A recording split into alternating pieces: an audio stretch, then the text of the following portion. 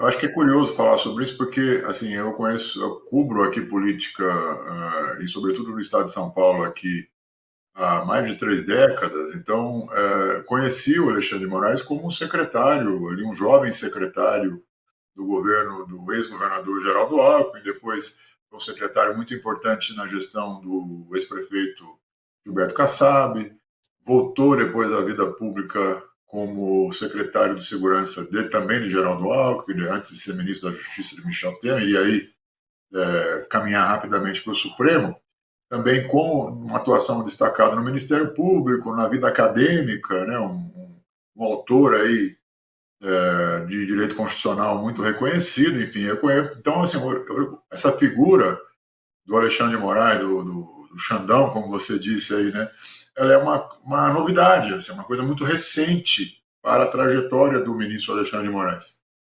E como ator político no passado, secretário de Estado, enfim, um agente público ali do primeiro escalão de governos, né, ou seja, alguém com uma indicação política, ele sempre teve que lidar com a classe política rotineiramente, fazia parte da rotina administrativa dele lidar com políticos. E nessa relação com a classe política, ele sempre foi muito afável, sempre foi uma figura habilidosa, inclusive, né? Embora sempre tivesse esse jeito um pouco mais duro, tal, mas era comum você ver ele fazendo brincadeiras, piadas, na interlocução com o mundo político, né?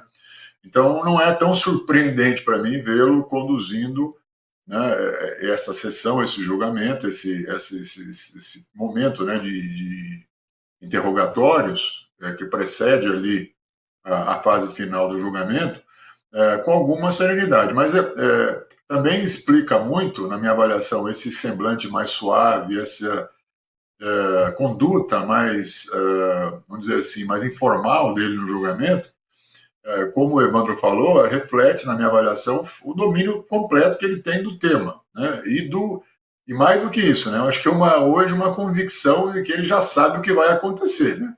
Então, acho que ele dificilmente estaria tranquilo, sereno, suave, como ele esteve no julgamento, durante a coleta desses depoimentos dos réus, se ele não tivesse convicção do que vai acontecer nos próximos capítulos. Então, para mim, eu acho que é um retrato aí do domínio da situação, e acho que tem poucas dúvidas com relação ao desfecho desse julgamento na cabeça do ministro Alexandre de Moraes, e uma delas é talvez um voto entre os ministros da primeira turma, que ele está um pouco com dúvida, etc., mas é sabido que a ampla maioria, né, vai decidir possivelmente pela condenação desse núcleo central, principalmente aí mais estratégico.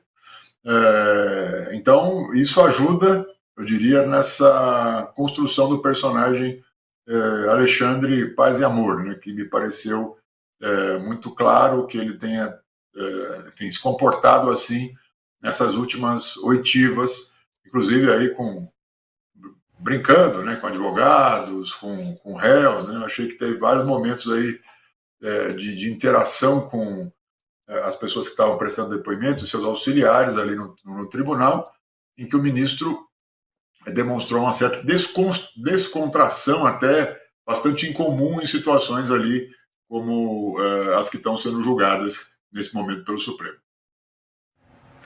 Muito bem, Fábio, a nossa enquete já está no ar, o pessoal já está participando.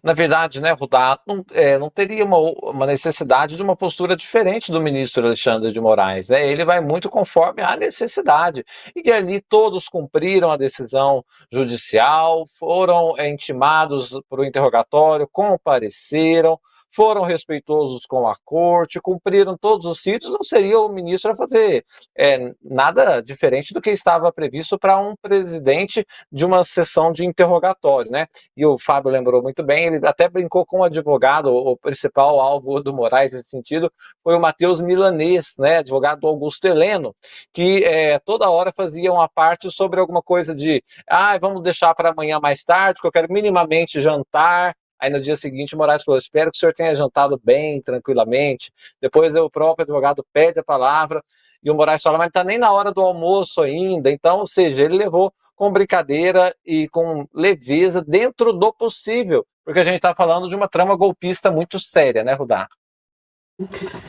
Bom, boa noite, Afonso, Evandro, Fábio. Eu concordo com vocês, então só para não ficar repetindo, eu vou dizer o seguinte: os advogados, com exceção do Celso Vilardi, ajudaram muito, né? Assim, o nível deles é baixíssimo, né? Eles tiveram sorte de não ser meus alunos, porque eles não teriam se formado, né? E principalmente o Milanês, assim, está muito abaixo do nível do razoável, né?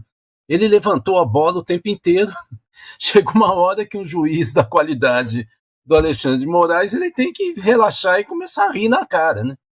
Os depoentes também foram péssimos, né? Imagina, o Bolsonaro querendo jogar para a plateia e falar assim, por favor, ministro, militar é bom, confie nos militares. Quer dizer, ali, o Alexandre de Moraes devia estar rindo por dentro.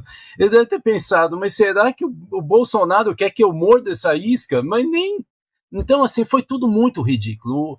O Anderson Torres, assim, teve um momento que assim, eu falei, não é possível, né? Não, porque estava na minha pastinha, tinha duas, ele chama de pastinha, tinha duas pastinhas, e uma delas era para incinerar, eu até fiquei surpreso de estar lá, eu nem sei como, ninguém sabia como é que sai do computador, não é? É aquela coisa do Espírito Santo, né?